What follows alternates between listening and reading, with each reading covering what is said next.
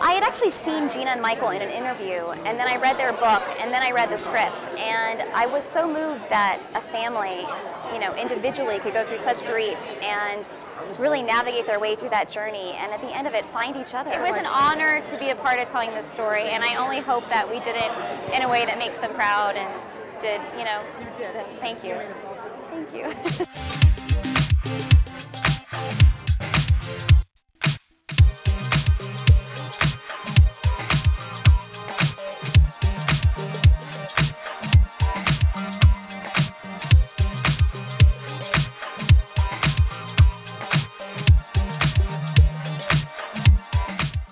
It's an amazing thing to see people come out and show such support, and we've spoken before about the support and the foundation, and it's a really amazing thing, and it looks like a really incredible night.